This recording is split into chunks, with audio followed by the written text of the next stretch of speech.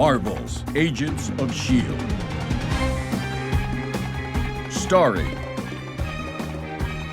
Clark Gregg, Ming-Na Wen,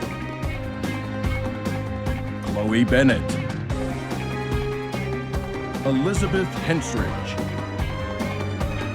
Henry Simmons, Natalia Cordova-Buckley, Jeff Ward. So real quick, I just want to say thank you so much for 400 subscribers. That's absolutely amazing. So hopefully we can keep that growth up, which would be awesome. So if you're not subscribed yet, please do so. But I took a few days to kind of, I guess, let it sink in. The days into S.H.I.E.L.D. is over, so took a few days to kind of not make any videos on the show or just on really anything. And it is kind of now starting to sink in. The show is over. It's not great, but you know, we knew this was coming for a while. So hopefully we at least get to see these characters again pretty soon. But I thought it'd be a good time to do a review of the whole season rather than just, you know, the episodes and whatnot. On top of that, over the next couple of days, I'll have a season ranking, so all 7 seasons ranked coming out. Some stuff on that actually has changed compared to my last rankings of the seasons. Also part 2 of that comic book video, and probably a top 10 or top 15 Agents of S.H.I.E.L.D. episodes, as well as that DC Fandom is next week, which is the huge, basically, DC Comic-Con, where they're going to be announcing all of the DC news on the movies, on the TV shows, on the video games. So there's going to be a lot of stuff coming out of that that'll probably be worthy enough to make a video on, which will be so good. So let me know if you're excited for that stuff as well, because that's going to be amazing. It'll be a great weekend for DC fans.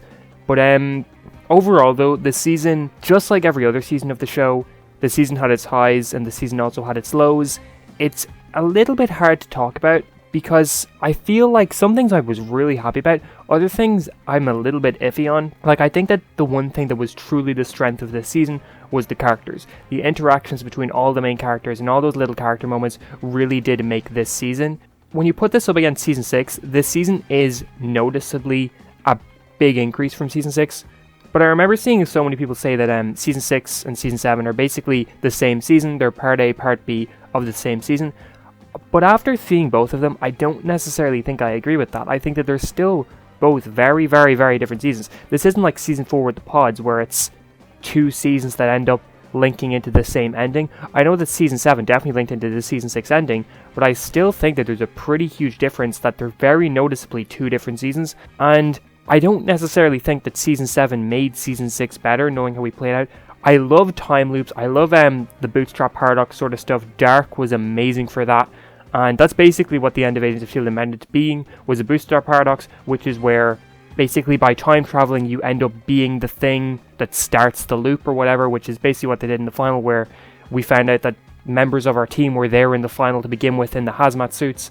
And that's kind of a bootstrap paradox. It's a little bit different, but it's on the same track. And that's one of my favorite things in all of television, in all of movies, in all of fiction, is time travel when it's done like that, where everything connects to each other. And I'm pretty amazed. It's pretty noticeable that they did plan the time travel stuff out from the beginning of Season 6 all the way up till now, which it very much shows, because that was very creative and very well done. But then when it comes to the Fitzsimmons stuff, I honestly think that felt like it was written at the last minute, or that they had all of the time travel stuff worked out and then they decided to add in the Fitz mystery.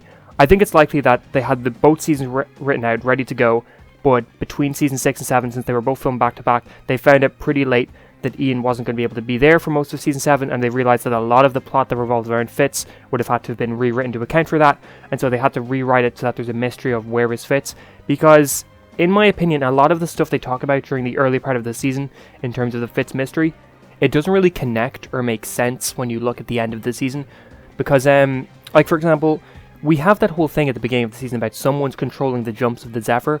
We never actually find out where that came from. I know that we can kind of, I guess, headcanon it that maybe Fitz had programmed the Zephyr beforehand, before him and Gemma left the Zephyr. They programmed it to do the certain jumps after he looked at the time stream.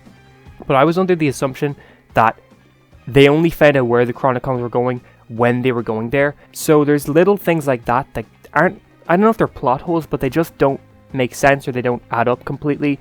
And I feel like that's why the Fitzsimmons stuff was added at the very last second. I think that both Fitz and Simmons originally played a huge part in this season that wasn't about the whole Fitz mystery and wasn't about Gemma's implant. On top of that, a lot of the stuff with Gemma in the early season, I know that it's because the implant was making her forget, it made things seem like they were a lot more dire and a lot more worrying that they ended up being.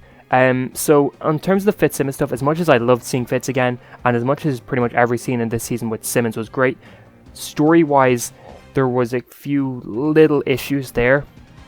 On top of that, I wasn't big on the villains this season at all. I honestly think this might actually be the worst season for villains yet. Just between Sybil, Nathaniel, and Cora, I just wasn't digging a whole lot of what they were doing, which is a little bit disappointing.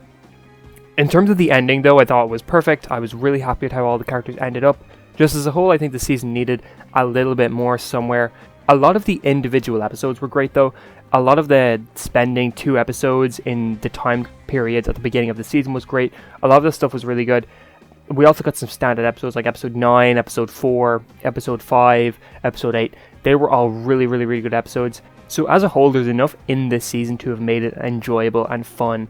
And the ending was so satisfying. And, you know, if something lives or dies by its ending, if the season had been really good the whole way through but then had a terrible ending, it probably would rank worse than I currently rank it as. But I don't know, it just, while there was a lot of good stuff in there, there's a few small iffy things that I feel bring just the overall quality of it a little bit down. So yeah, you'll see what I mean about that when I'm doing my ranking. I'll talk about it more in that. But what do you think of the season? Do you agree with me? Do you disagree with me? I know a lot of you really love the ending, and I'm so happy about that. I know a lot of you didn't as well, which is completely fine. I can definitely see arguments for both. Just personally, I really love the ending. But let me know if you liked the season, if you didn't, and all of that sort of stuff. And make sure you watch the next couple of videos I'll be bringing out. And please remember to subscribe. So if we reach 500 soon, that'll be amazing as well. And like, share, and all of that. And I hope you have an amazing day.